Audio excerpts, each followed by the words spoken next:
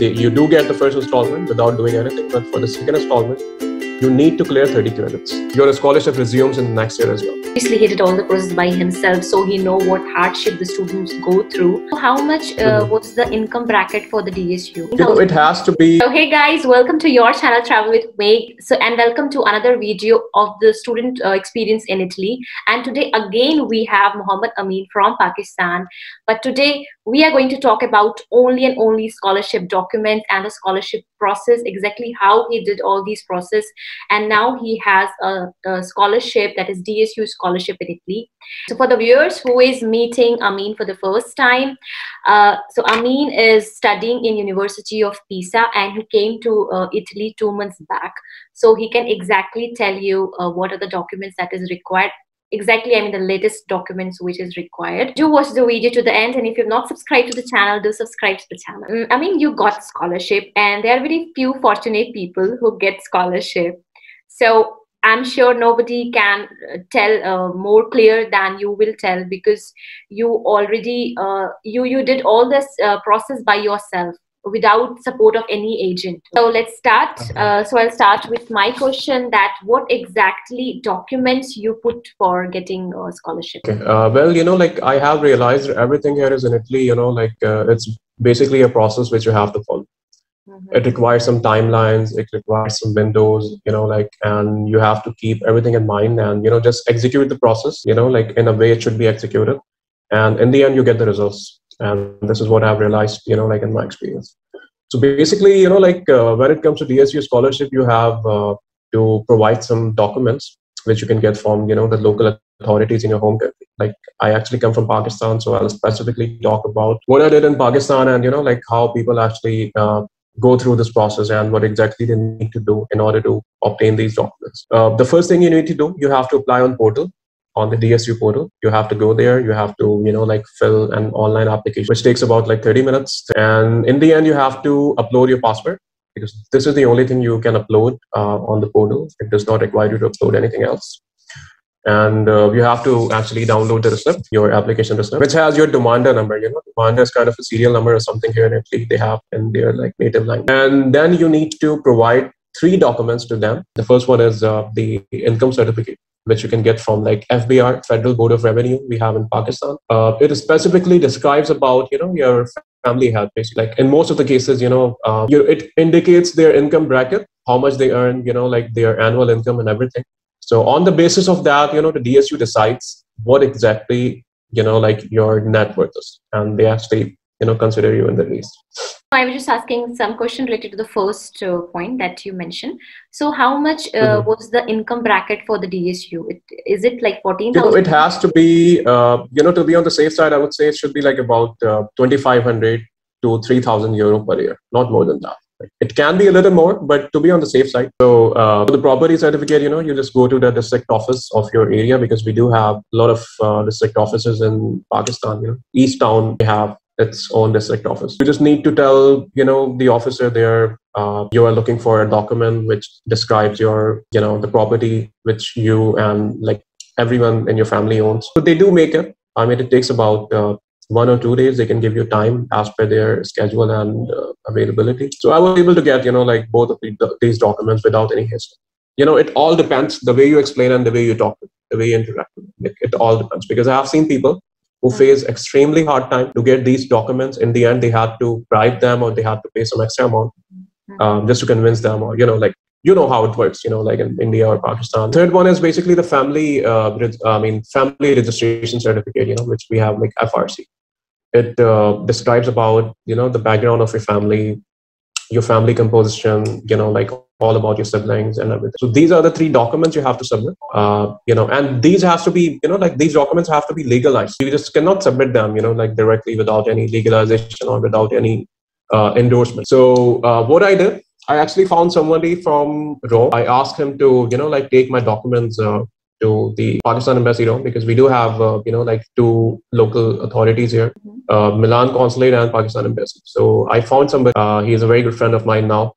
He actually lives in Siena, and you know what? He actually did all himself without taking any single penny, from my side. Yeah, I mean, you just have to take care about the timelines and everything, and you just submit them. and in the end you get the scholarship. This is what it is. And one thing more I need to ask, like regarding the legalization that is done. So do you also did like translation and apostille, or you call Yeah, because the Pakistan embassy does all that. You just have to give them your documents and tell them this is what you have to legalize.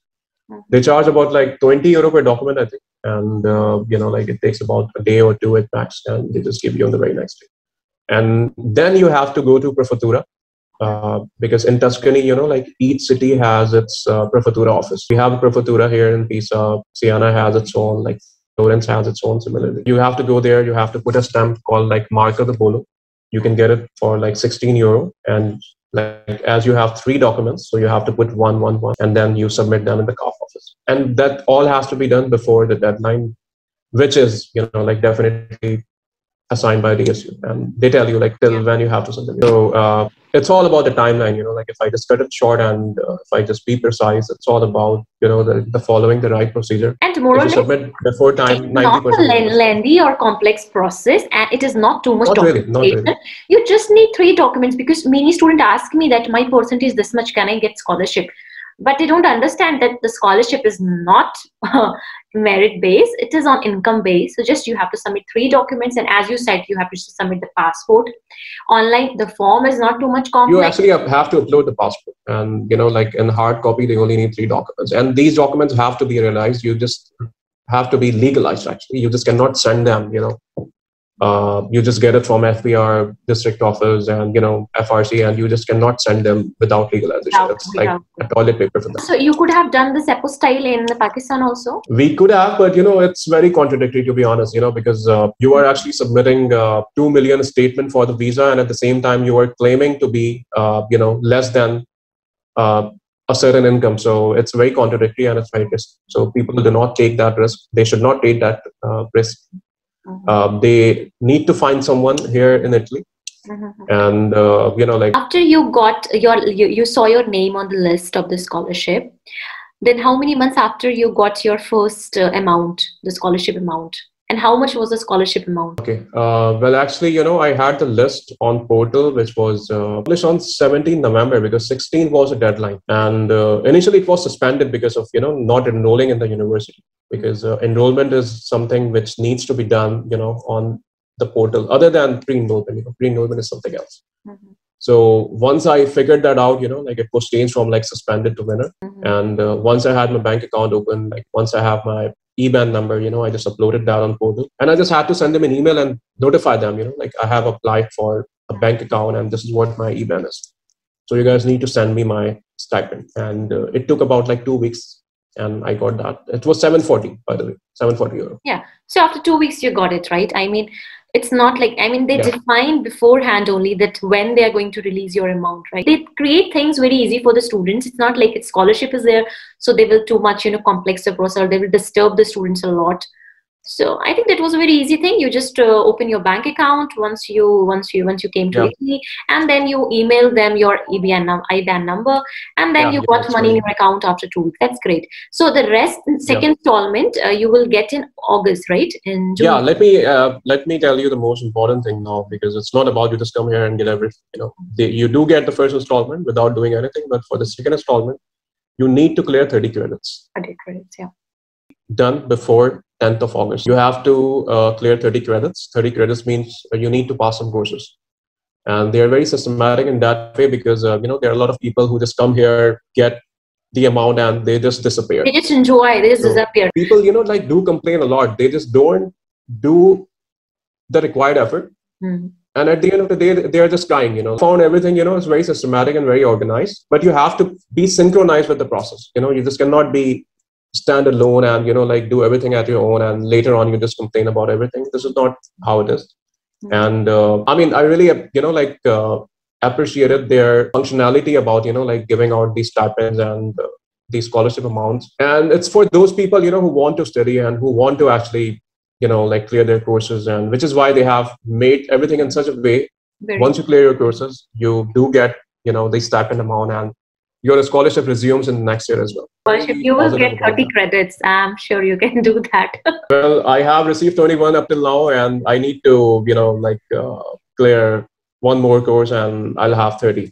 I'm just trying to get everything done in the first semester just to be, a little safe. Okay, so that was the questions, and that was a very nice interaction with you. And I hope all the information that you have provided now will surely help students. If any one of you want to contact Amin, you can contact him. You can follow him on his Instagram ID, Muhammad.Amin29, and he will be happy to help you and support you.